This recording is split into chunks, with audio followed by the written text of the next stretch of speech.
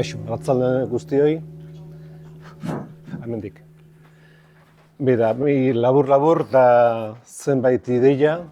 Erderaz dakazue 83 horri aldean. Eta hiru gauza aipatzeko. Eta hasteko Iruña Beleiako azken zirkoa oinarritzen naiz. Aurrera pauso hauek edo aztertuko ditudanak abagunea eskaini didalako. Zergatik esaten du zirkoa, zeren mediatikoki hori agertu da, azkeneko aldiz, egin due lidar da laserren bidez eginiko azterketa bat, irudipen bezala, eta horra ikusi izan dute nola zen Iruña Beleiaren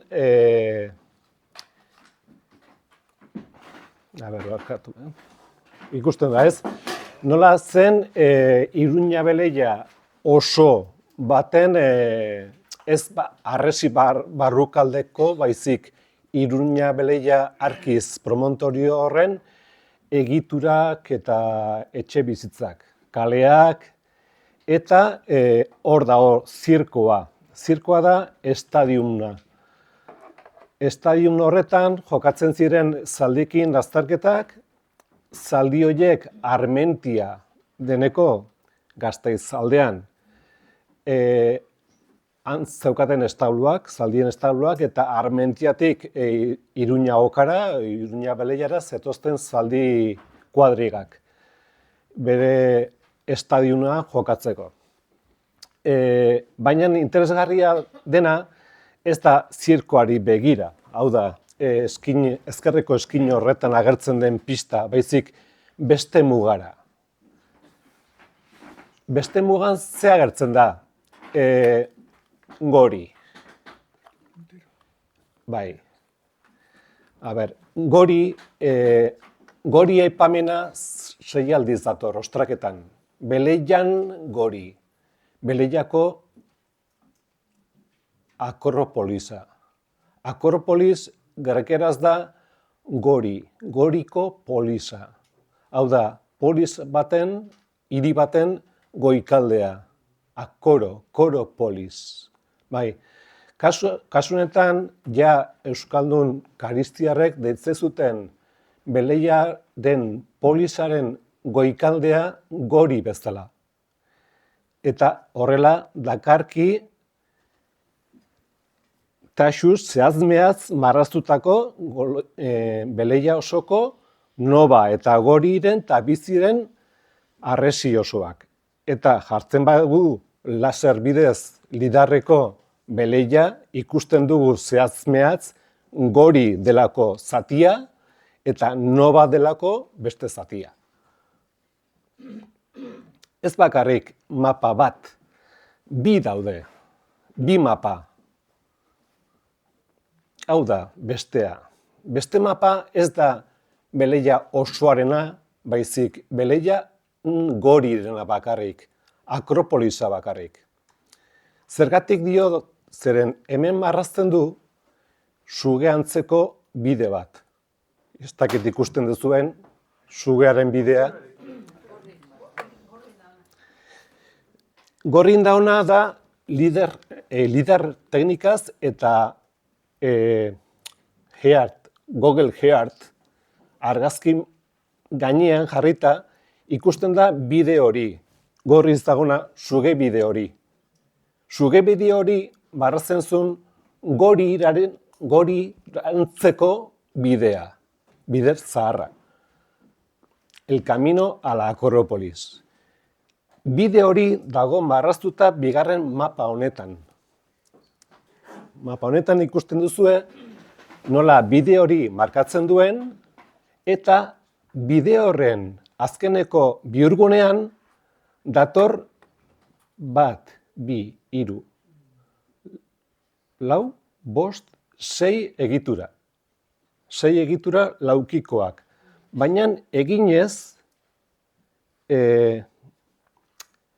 nik esaten dudana teatroaren ingurua. Hau da, hor, Bele-Jagorin aipatzen dena, marrazkiz, da teatroaren ingurua. Jotzen badegu, espreski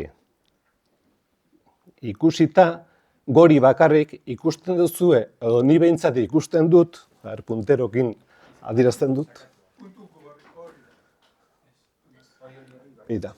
Niretzako, dakazue, bakizue, hor bertan aurkitutako ostraka bat dala el perfil de un teatro.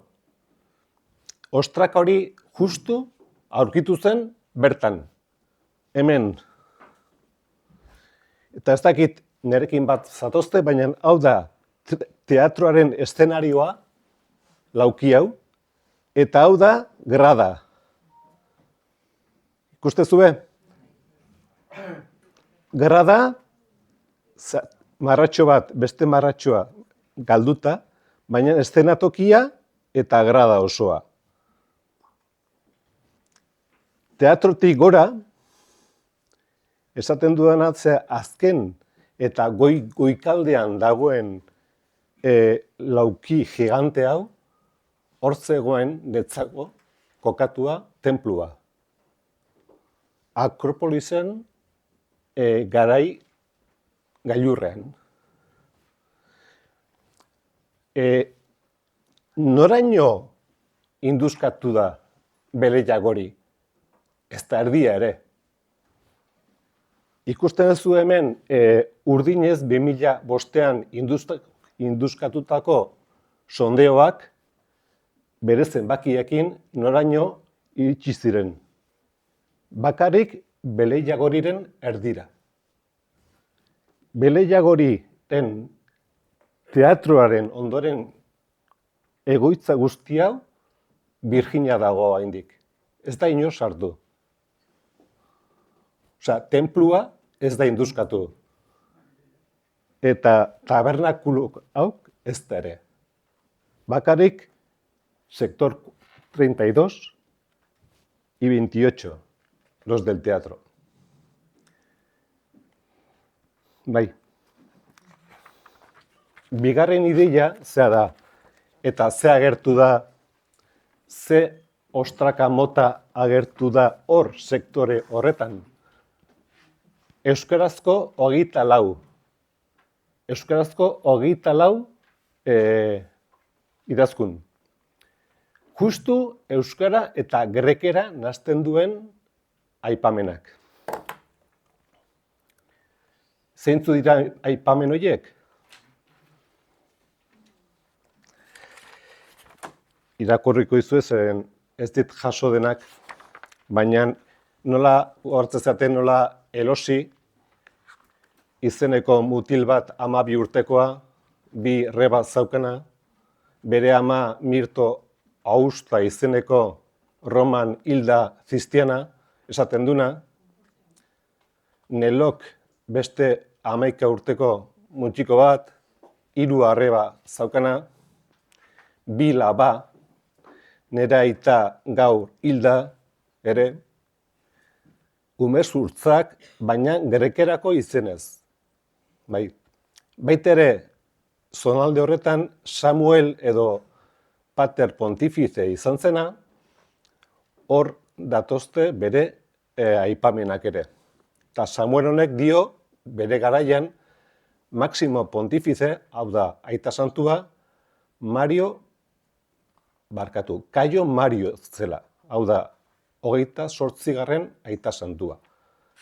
Orduan, hori egia bada, dakigu zehazmeaz ze urtetan Samuel eta Mario horrek ziren jaunda jabe, Beleien, del año 265 al 296. Y esos grafitos son de esos años, paleocristianos, con influencia griega, y gente que vivía de la religión cristiana o vivió la transición y persecución cristiana. Porque este Mario Caio el 28º papa, croata, por cierto, era sobrino del que fuera el máximo perseguidor de los cristianos. Bai. Bukatzeko,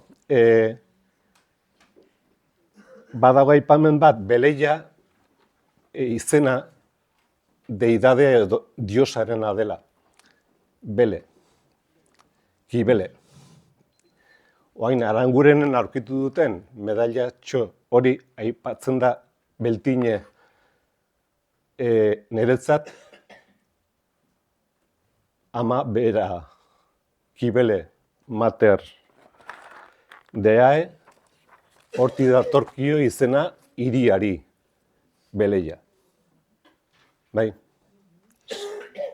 Hortan, pixkat adierazteko 3 gauzak. Vale.